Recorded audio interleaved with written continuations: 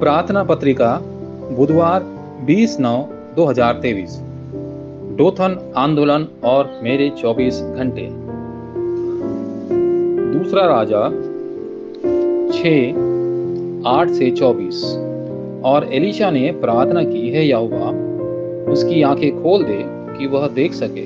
तब यहोवा ने दास की आंखें खोल दी और उसने दृष्टि करके एलीशा के चारों ओर अग्निमय घोड़ों और रथों भरी हुई पहाड़ियां देखी।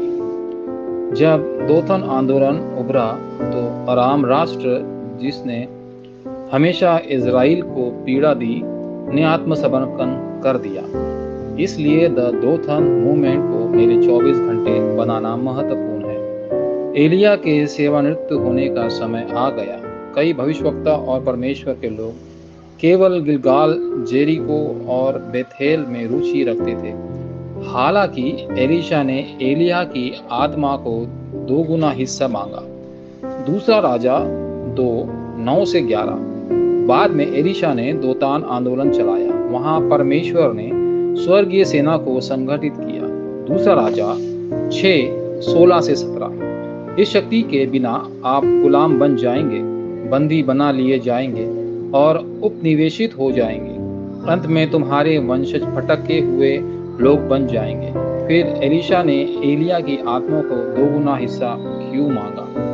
पहला, दोथन आंदोलन से पहले ही स्थिति इजरायलियों के लिए, जो परमेश्वर में विश्वास करने वाले थे, उनका देश पूरी तरह से मूर्तियों का राष्ट्र बन गया था। सच्चे भविष्यवक्ता को मार डाला गया और 850 झूठे भविष्यवक्ता का महल में लाया गया। यहाँ तक कि शक्तिशाली एलिया भी हतोत्साहित हो गया और उसने परमेश्वर से प्रार्थना की कि वह उसकी जान ले ले। दूसरा, पूर्ण योजना, माउंट होरेब। हालांकि परमेश्वर ने निराश एलिया को 40 दिन और 40 रात चलने के लिए मजबूर किया और उसे पूर्ण योजना बताई। परमेश्वर ने कहा कि वह राजा को बदल देगा, 7000 शिष्यों को पीछे छोड़ देगा और एलीशा को जीवित करेगा। जब आप सबसे कठिन समय में होंगे तो परमेश्वर आपको स्पष्ट रूप से आपके स्वर्गीय आदेश का एहसास कराएंगे, बुला रहा है और मिशन। इसलिए आपको हमेशा प्रार्थना में रहना चाहिए। तीसरा, दोथन आंदोलन। परिणाम स्वरूप एलीशा ने द दोथन मूवमेंट खड़ा किया, जो वास्तव में द टैबरनेकल मूवमेंट था। दोथान में कई भविष्यवक्ताओं ने प्रशिक्षण प्राप्त किया और उसने विशेष भी शामिल थे।